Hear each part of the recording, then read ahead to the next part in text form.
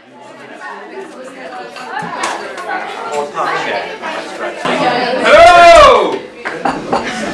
Hello! Hi, welcome to the Christmas speakeasy that was sort of snuck upon us at the last minute. Christmas comes this time. Christmas comes this time of year usually, but not always on the 25th, is it?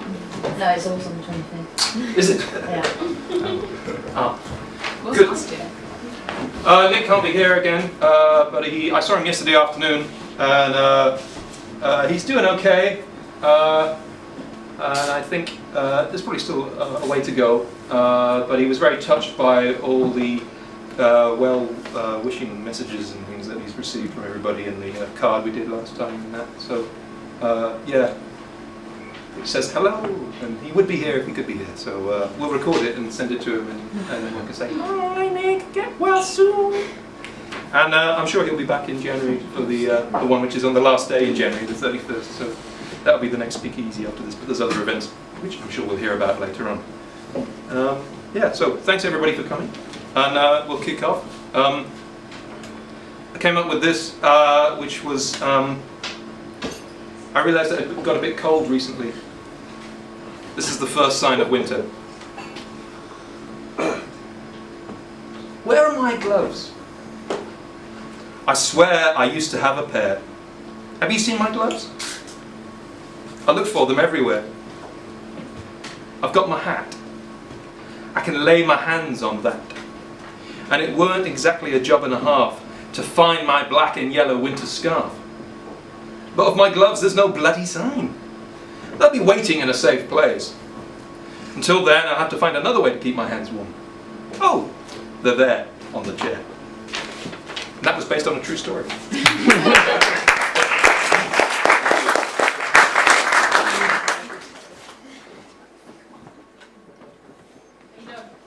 I'm done. Welcome back. Hi.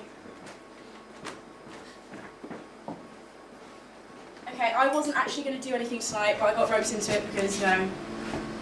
You're a nice person.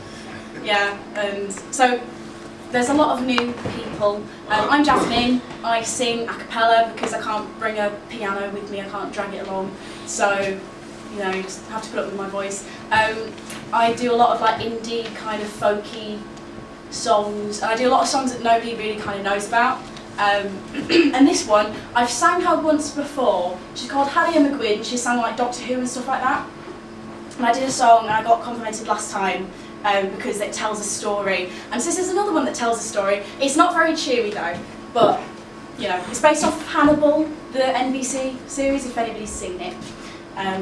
Okay, just imagine a guitar. Blue as night, the raven stag was flying. As you plucked the hide, the beast stood crying.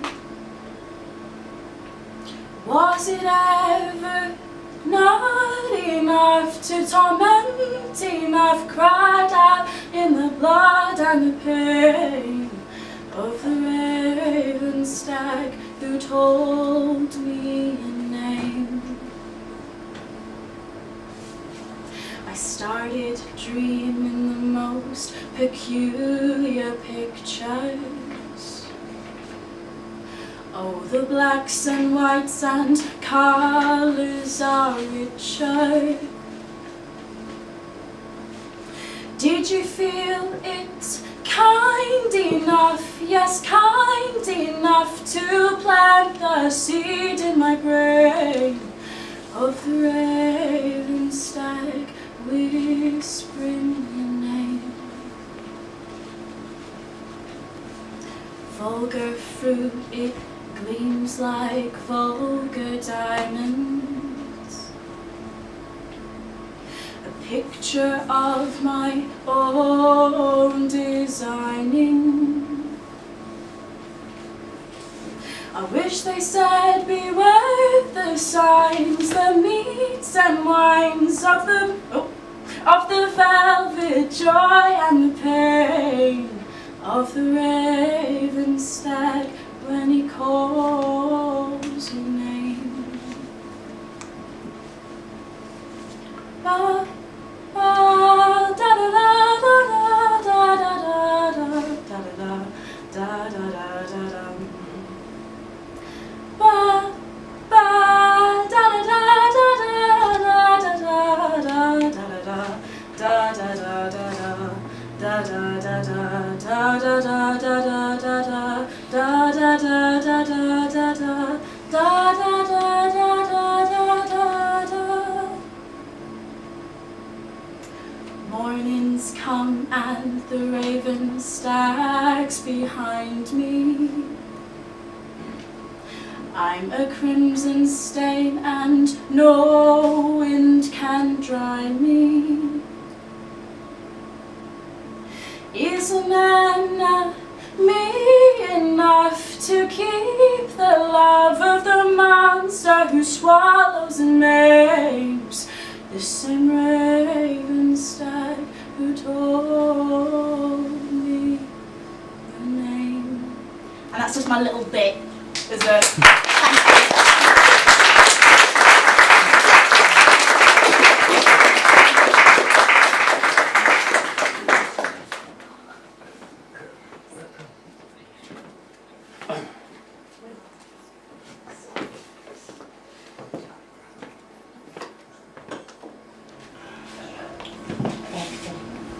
Hi folks, yeah.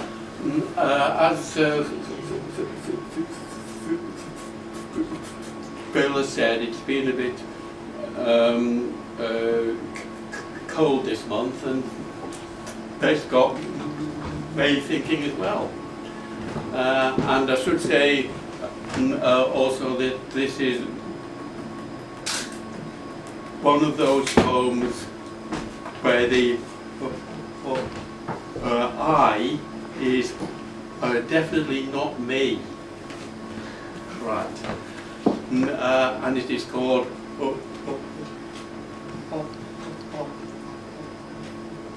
cold air.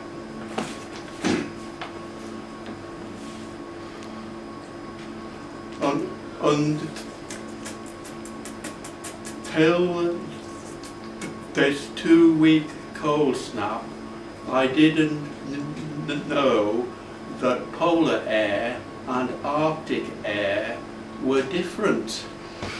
Then, last night in fact, while you were out, a sadist weatherman said the cold northwesterly from Greenland that had dipped us into polar air was giving way to even colder Arctic air, straight from the flipping North Pole.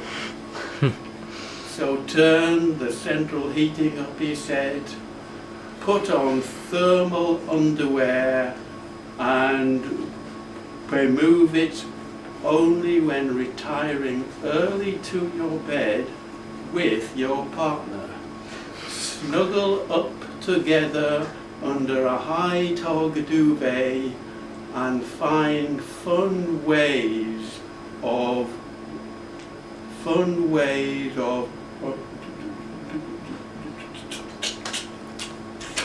enervating heat. He didn't say that, you said. I may have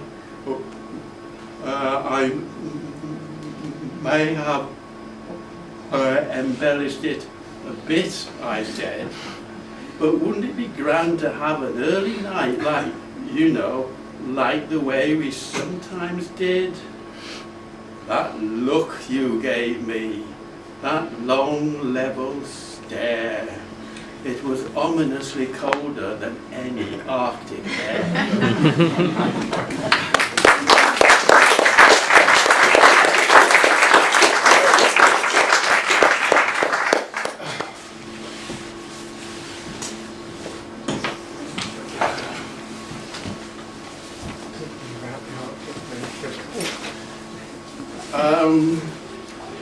I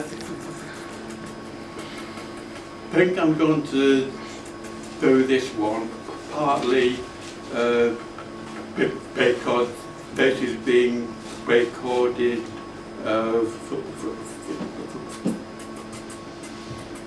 for Nick, who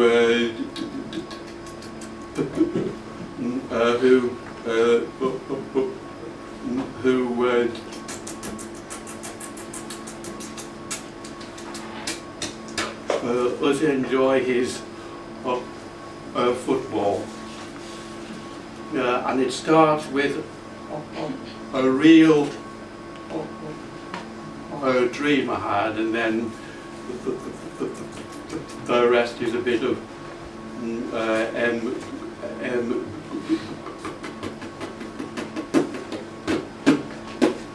embellishment, I guess. And it's called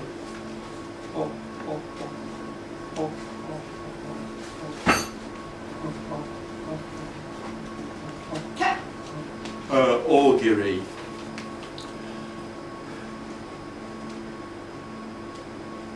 Sparky ate my chocolate bar. To know the great Man U striker and struggling Stoke manager Mark Sparky Hughes, well, no sooner had I odded off than there he was, demanding a bit. So I passed it over and told him to take some. And first he tried to take nearly all and give a small bit back routine, but I didn't fall for that. Then he stared behind me and hissed, "Look out, here comes Fergie," and I did fall for that. So when I turned back, his hamster cheeks bulged with my chocolate. He folded the glossy wrapper and returned it to me.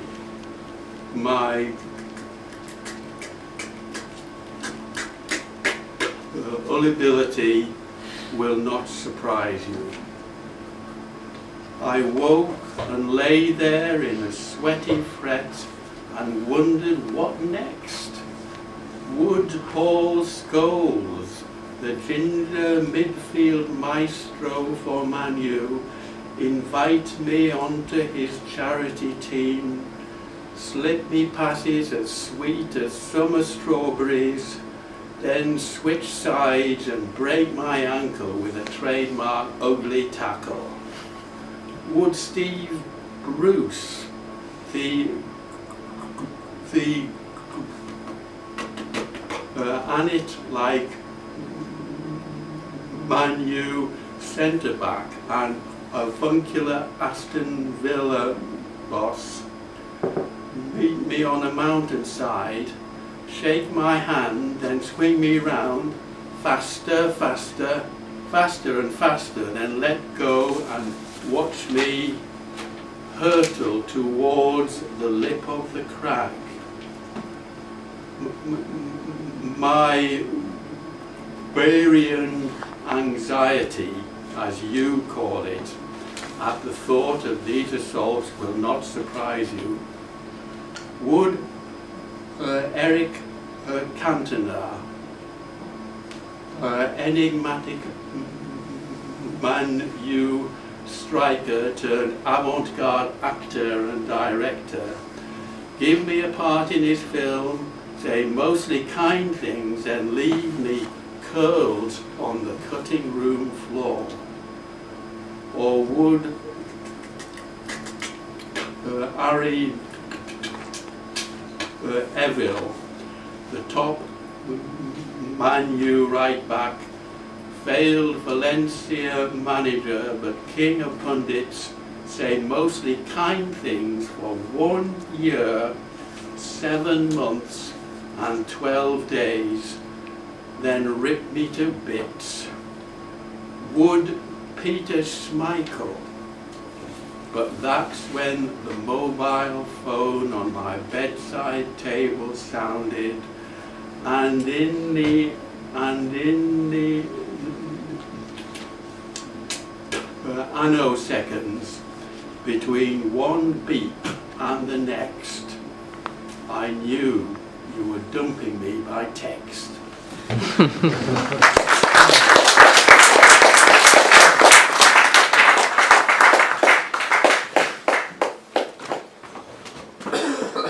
Hi, so I was going to do something very political, but as an 18-year-old I kind of deemed it quite inappropriate and decided to stick with the stereotype of doing something about the love of my life that I lost when I was 16. I believed in everything you said. I dismissed all the lies in my head. I ignored the pain, witnessing you step back to rack your mind for just one reason to stay. And I closed my eyes when I saw in yours that you could not compose any such thought. So you left, and I am nothing more than feelings I hid from. My mind then chose to smother me, trapped in an endless cycle of mental violence and dreams of denial. The need to fix these emotions I was too afraid to see through. And I know about me, and I knew about you. Caught within a web of melancholy thinking, sinking deep into a new bit of disproportioned emotions. Or maybe I'm just sinking to the bottom of another glass bottle, a poetic tribute of my desires on when I decided to smash all of our glass houses, letting the truth escape too little and too late. All the while leaking through a seeping truth constructed by my need to feel important. That when you would look back on all the little things you regret, I just wanted you to think of me when you look back on all the things you regret. And even thinking of me as a regret would be enough, because really, I just want to be remembered. You're all I think about, and you probably forget I even exist. I couldn't, and therefore refuse to believe your happiness can ever come from me or that I am important. And at the same time, I was too afraid to realise that my happiness could ever come from you or that you are important. So, I aborted the truth and shut out all hints of you. I pretended I was fine and fed myself another line and drank until I felt sublime. But all of that fell apart when I closed my eyes and found yours. And then everything was distorted, because in my head I heard your voice and I just lost it. And maybe you realised how sick I am, but I'm fine. And you're empowered because you found love within the warmth of another instead of this heart of mine. But that's fine, because I would do the same and I would leave me. Not because I'm useless, not because I'm broken, not because I'm sad and not because I'm worthless, but because I saw value in your smile and not in your values. And I'm sorry. And there are so many things I let my issues take away, but you were the hardest thing to walk away. I'll let you in on a secret. You were the best thing that's ever happened to me. Not because you matter, and not because I need you, but because you changed me. I wasn't afraid. With you, I was safe. You were everything to me. I may not have shown it, but you were all I ever wanted, and I felt like I could never be worth it. You were whole, and I am nothing, and you have always been meant for more than me.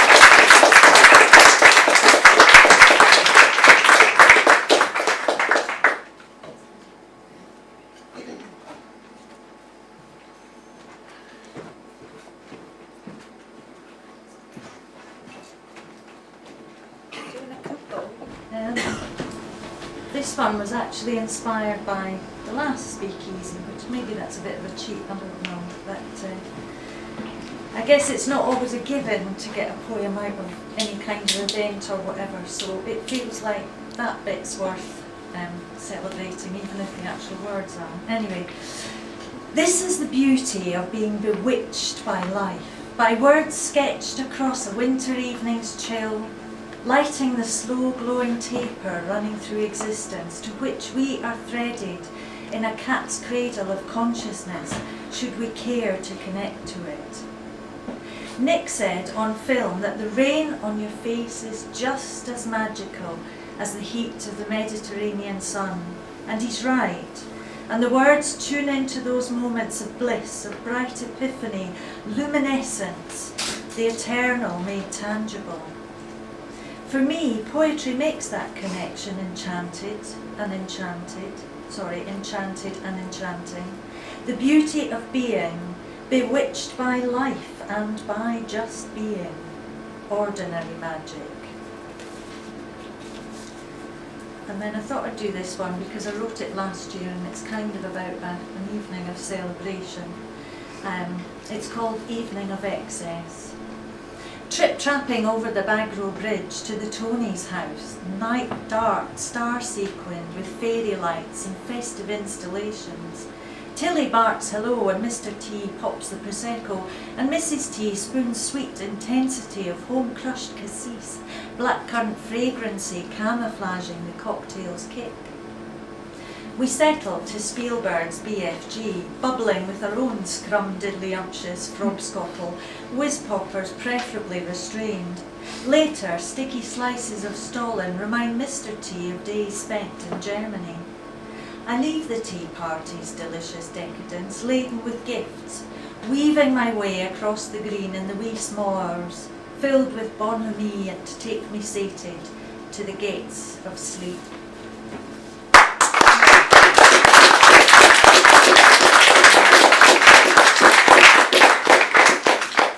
And then this one was my effort for the Footstep project. So it's called very originally Footstep. He walks towards me, achingly, heartbreakingly familiar, yet strange. A patina of years overlaid on this moment, this Sunday moment, this now moment. Time becomes strata layering from the first time I saw him. Our first date, our many breakups, our many makeups. I remember when he said, let's do a tour. Let's meet in Morecambe on a Monday and Tenby on a Tuesday, Weston-super-Mare on a Wednesday, Thurso on a Thursday, Frinton-on-Sea on a Friday, Sillith on a Saturday. And if we can still stand time together, let's go to Sarajevo on a Sunday. Then we'll come back. And instead of anarchy in the UK, we'll roam the alphabet in the UK, Abergavenny to Zeno. That final time I walked away and I kept walking. Yet here he is today, walking towards me now, achingly, heartbreakingly familiar, strangely softened by the years. Here he is now, walking towards me through and over time. It's Sunday, and I think we might meet in Morecambe tomorrow. Thank you.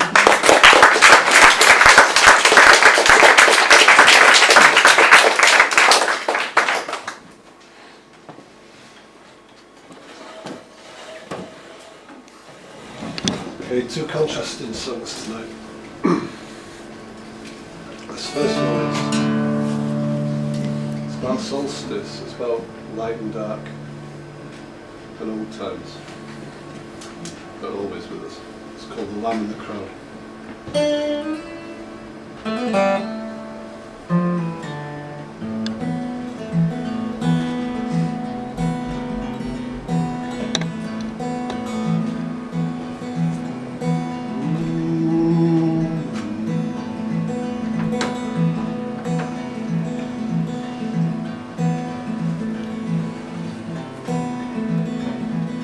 Crow flies down to the lamb in the field, says, oh pretty boy, is there nothing to believe in? Where will you be when the seasons leave you? When God is sharp, love lies bleeding.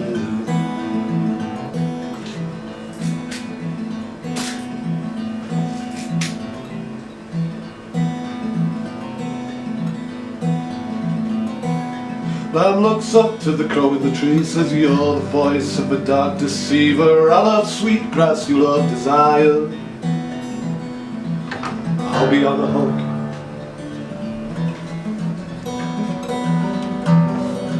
You'll be on the wire.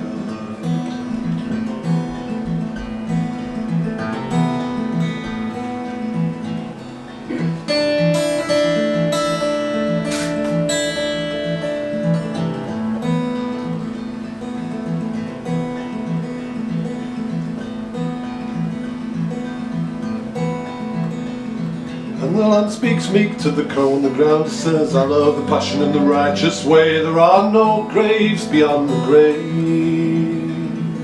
And the crow laughs loud and harsh. He says, you're the worst of all the slaves.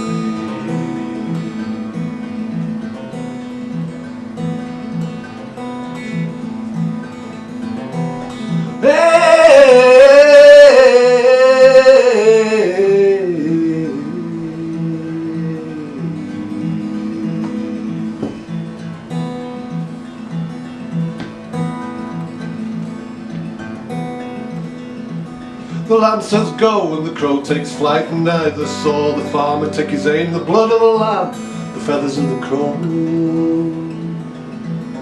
mark our paths wherever we go, until we all lie hid in the winter snow.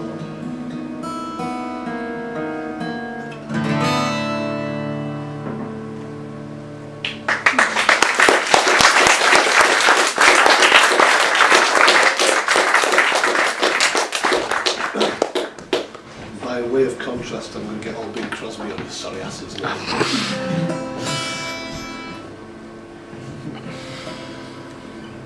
Chestnuts roasting round an open fire, Jack Frost nipping at the nose, Yuletide songs being sung by a choir, and folks dressed up like Eskimos. Everybody knows turkey and mistletoe help to make the season bright.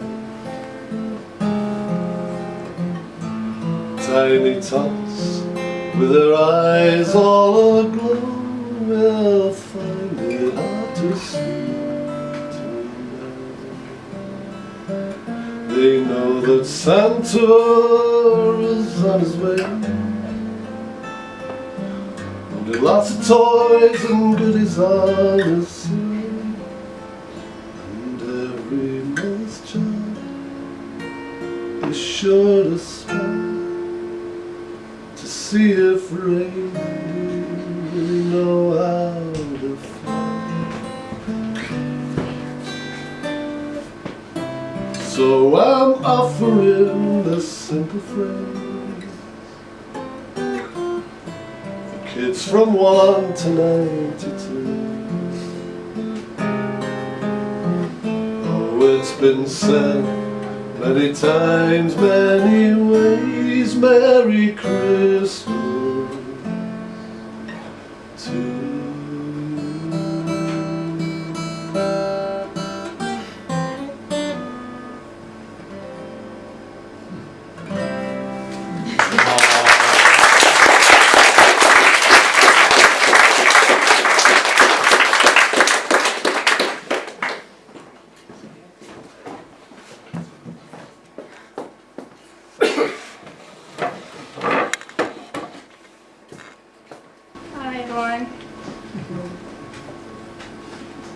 I can never quite understand why they say love could kill a man. Well, it isn't of the love they talk, but of the cravings of how it's sought, of its ventures in its gain, the misintention given in love's name.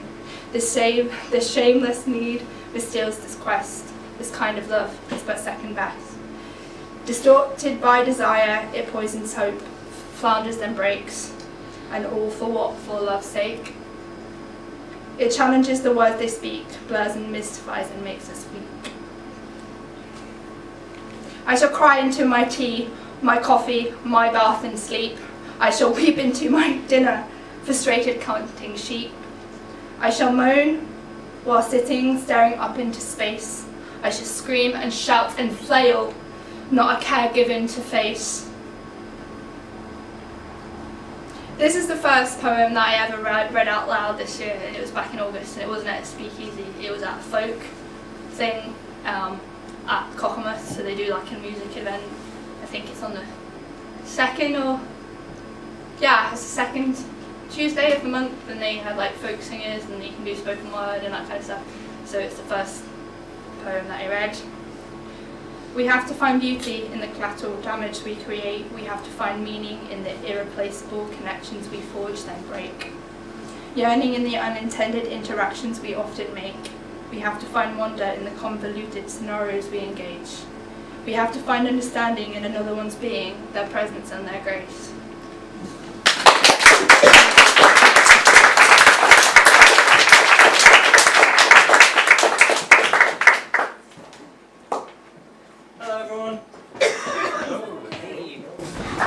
So that one that I mentioned that I was going to put an ending on, I did put an ending on.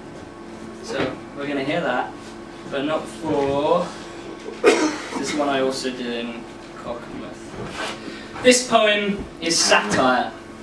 A dire look in on a tired moment in time. It comments on the news of this time, which sounds more like chaos than rhyme. This poem is satire, intended to poke at your stupidity or vices, because today that information holds no surprises.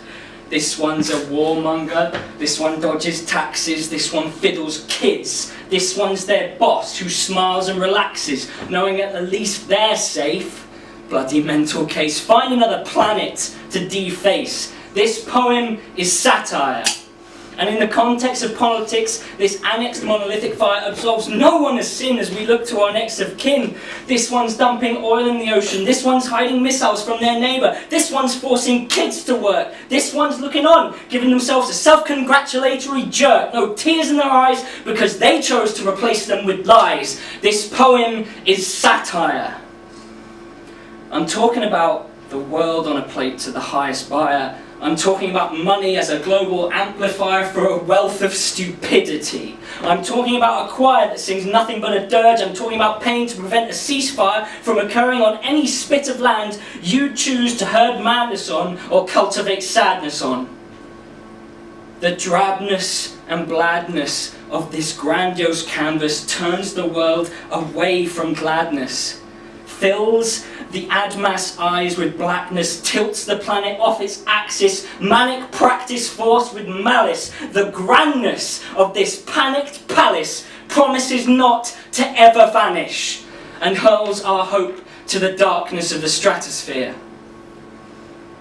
Still reachable beyond that fear, though it may not be how it appears, we are ever near to a worldwide cheer.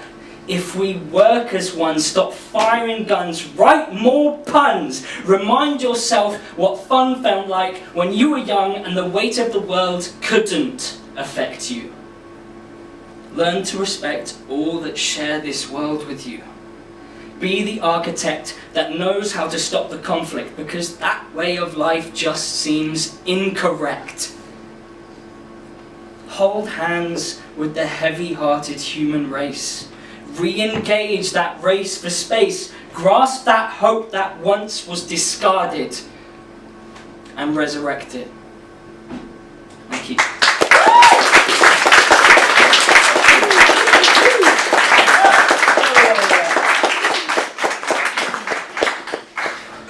This is one with that ending I mentioned. Forced silence.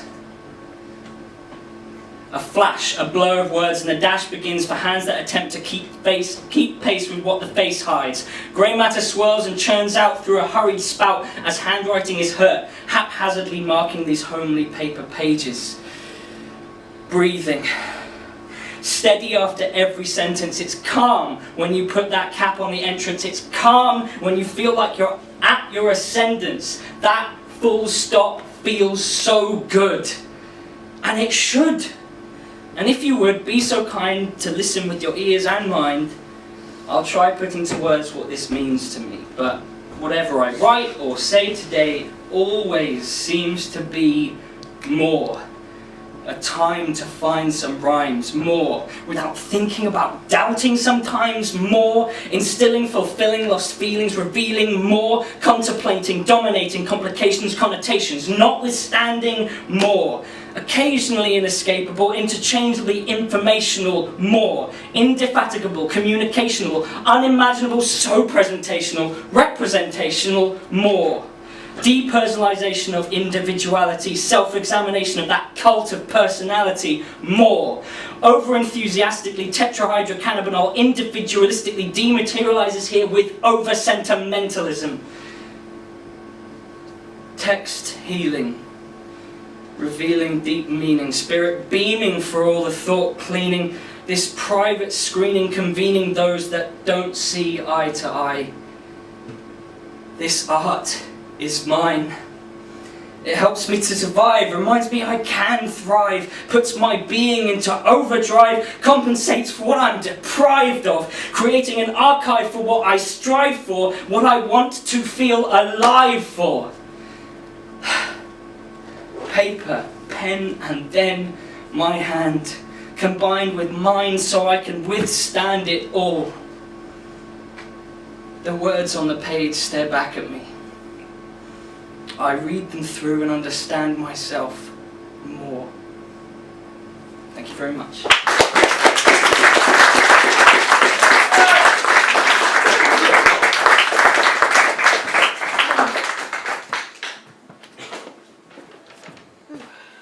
I've got a story. It was on Radio Cumbria today, so if you've already listened to it, then hey, nice treat. I'm going to read it for you as well. The soft glow from the candlelight was almost enough to chase away any nighttime fears. And why should there be any fear? Tonight of all nights. But tonight held the worst terror of all, and it was only a matter of hours away. The house was settling down after the day's activities. Boards creaked as the wood cooled, and the wind howled down the chimney like the screech of a wild beast. The smell of an extinguished fire carried on the air, and a sudden chill gripped the room. A soft knock at the door alerted the occupants to their visitors. With silent looks to each other, they took their seat at the table, and the eldest female opened the door. In scurried, muffled shapes, identityless in layers of wrappings. Nevertheless, the woman glanced them over, making sure they crossed over the horseshoe on the floor. She leaned out over the threshold to check for latecomers, and felt the pull and lure of the snowy, sparkling night, a yearning and physical tug. She forced herself to return to the damp chill of the room. She shivered and carried the cold back in with her. "Are we all here?" asked one of the room's occupants. As various layers were removed from heads, each person scrutinised the other. "None left without," answered another gruffly. Satisfied nods and grunts. The two women palmed their swollen bellies nervously. They knew that they at least had some kind of safety, but still they were afraid. When all were seated, teeth chattering with cold, or perhaps fear, one of the older men cleared his throat. "So tonight, as we know, one of us is to make the sacrifice." A full silence gripped the room. Eyes dropped to laps. "It is the way. We are fewer in number this year, but we are ready." He looked around. "We are ready?" It was posed as a question this time. A murmured acquiescence satisfied him. Then one spoke up. "Why should we bother?" All turned to look at him. "Our sacrifice is for nothing. We grow fewer and weaker, and yet more is asked of us, expected of us, always more, and forgotten in an instant. What is the point?" No one spoke for some minutes. Then the original speaker continued. "It is our way and our custom. It is what we do, what we've always done since the original records, what our kind is expected to do. Do you think you are outside of our law? Is this life not for you? This is no life, knowing your destiny is sacrifice." The first man shook his heavy head, his shaggy locks and beard hiding his expression. "I cannot answer that. It is for the fates to decide. If you do not wish to take part, I cannot force you, but I don't expect you will be welcome at any house hereafter." Another silence. The speaker turned slightly to one of the gravid female. "Shall we begin?" She bustled in her terror as she set bowls and spoons before all assembled. She stirred the swollen-bellied pot which held its warmth from the extinguished fire. The other woman assisted as they carried the pot to the table and heaved it into place. Each bowl received a stirred helping of broth. The expectation held each diner in talons as they lifted their spoons. The women held on to each other in premature grief. They were spared this ritual at least, but the anticipation was torturous. Still they were involved in the sacrifice. Still they were complicit. Each man had taken a spoonful, and another. Then a groan of, fear? Disappointment? It was hard to tell. Each head turned in the direction of the reaction. It was the elder, the dried bean resting in his hand. He caught the eye of the dissenter. If I am to be the one, then it is right and proper, and the fates have spoken. But you, with your youth and strength, you must keep our ways. Can you promise me, before I go out to do what must be done? Promise me you will keep our ways alive. The younger man looked up with hurt in his eyes. I can only try. I cannot promise. Just try. The elder knew that this would have to suffice, but he felt a weariness descend upon him. He hung his head, seemingly aged in the last few minutes, his thick hair glinting in the candlelight. My family, it is our duty to continue this tradition, he began. Or perhaps, he laughed bitterly, it is our curse. He held his hand out to the older woman who had served the broth. Do not fret, sir. Your job is to carry on the line. After tonight, I will not return. You know this. It is impossible to carry out this task and live. I will be thinking of you as I ride out. I carry in me the blood of our ancestors, the inheritance that makes this night possible. He stopped. The clock on the mantel ticked loudly, and it stopped. It is time. I must ready myself. Please bring the carriage round. Two of the men left to the back of the house. The younger woman went to the cupboard and brought out the thick travelling cloak, which he shouldered into roughly. The elder woman brought a belt which she reached around him, her belly against his, her movements clumsy. He touched her face lightly, his thumb brushing away a tear. He smiled at her, his eyes crinkling with a merriment he did not feel. She kissed the heel of his hand and then stood away from him, smoothing her apron down. The stamp of hooves and jingle of harness suggested the carriage was ready. He reached for the hat which hung by the door and put it on as he opened the door, letting in a gust of icy air. He looked out, taking in the scene, the snow just starting to fall, a hot breath of the beasts in harness smoking in the night. He climbed aboard, looking back to check his burdens and cargo was in place. Satisfied he was ready, he took up the reins and slapped them against waiting rumps. The last vestiges of magic coursing through his veins tingled as he left the boundary of the village, left their enchantment, knowing that his sacrifice was expected, but his life would be over in the time it took for the tinkle of a Christmas bell to die away. This was the curse of their bloodline. "On, Dasher! On, Dancer!" he yelled, as he urged the reindeer on, up into endless night.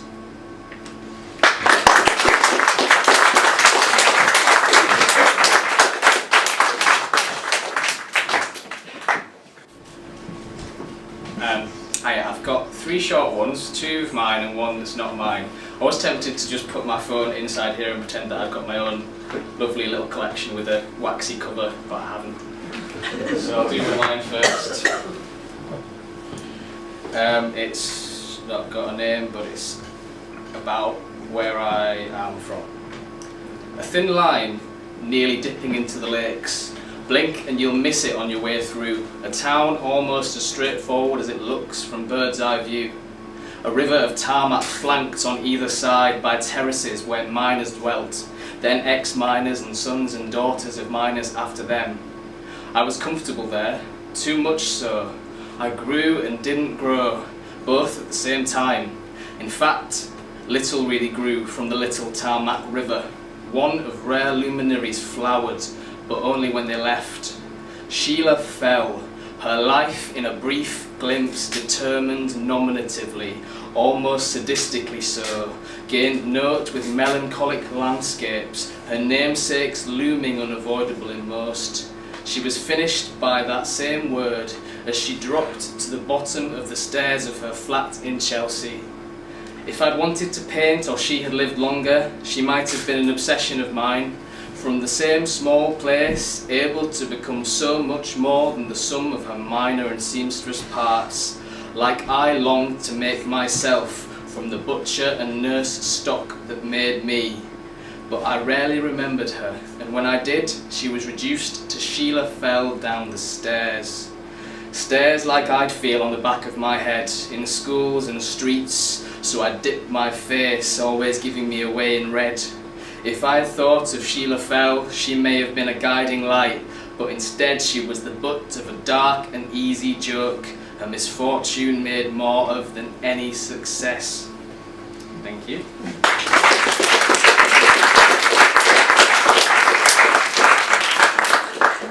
And now a proper one. This, you get a bit reflective at the end of the year, and I was thinking of my favourite poem that I read for the first time this year. It's from 2013, so it's nearly new in terms of poetry. I guess that's there. It's by a writer called Anna Selby, and it's called The Second Dance, with a small subtitle After James Cousin's duet There We Have Been, which is a dance piece which was inspired by Norwegian Wood by Murakami, which is a book that I like a lot as well, so that made me happy that something I enjoyed was informed by something else that I enjoyed, and I think it's really good. I will lay my body on your body one day. When I lay my body on your body, it will be flat. I will peel us together from the toes, pack my calves onto your shins, float your knees into my knees. I will sit on you, an incongruous hound. Neither of our bodies will be clothed. It will be deep winter, our bodies lit like opera singers on a floor in a small wooden hut, hours from the nearest city. Its name crammed with X's and Q's we write on paper, because when we say it, we feel inadequate. We will be realising we don't love each other, but we haven't told our bodies, and our hands have made a spitting fire the buds of our knuckles unfold to. Will we regret then this monster we've made, or love again the strangeness of our shape, our shadow flooding the ceiling, laughter scuttling up into the woods like raucous bugs?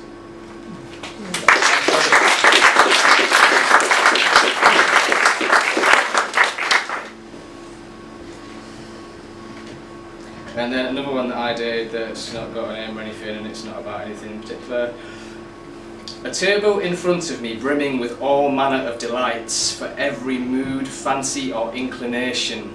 Sweet, bitter, sour, salty, umami, impossible to dive into what's closest, with choice occupying every inch of what my eye can see. Soon as I get close to deciding upon one dish, trying even one meagre morsel for taste, my stomach bloats with dread.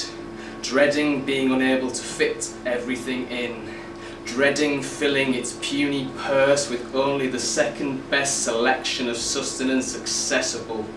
Others tuck in on all sides, develop tastes for the same things as others to their sides, then splinter off, forming groups centred around their shared appreciation of what they had been brave enough to consume.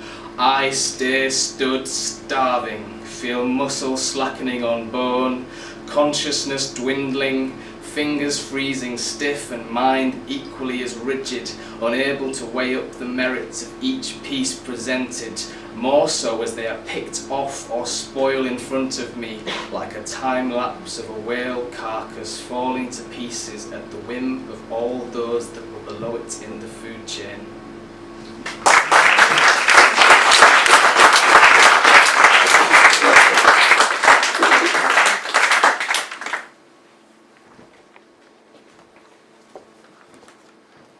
It's that time again. I went to a gig the other night and it was really good. And it was my little brother who were playing the Brickyard, and it was fantastic actually. So if you ever get a chance to see them, go see them. But I had to get the ticket from, there's another cafe on this street up the top end. I don't know, it had a bit of a strange vibe to it. I don't know if these words were quite inspired by it, I don't know. It's called The Needle Doesn't Love You Back. Belt up. Slide out of the sleeve. Prepare to turn your world around. Descend the spiral of despair like a magic corkscrew, sticking it to the man. Lose yourself in the groove. Take a walk on the wild side. The needle bobs up and down, slipping and sliding, sailing over scratches, crisscrossing enchanted plastic discs. Scratch to buggery, get your high fidelity fix. Phonic messages course through your veins, pins and needles. Shiny black vinyl envelops your mind. Sounds echo and bounce around, a festival in your head. And it takes you to a place, somewhere in a memory, another time, hearing voices from the past, and the dead are alive. The wall of sound hits. Overproduced, overdubbed, overdosed. Your spectres drift in and out of existence once you open up your mind and leave your body behind you as waves flow over and over and over and over and over and over and over and over. Let's have a break.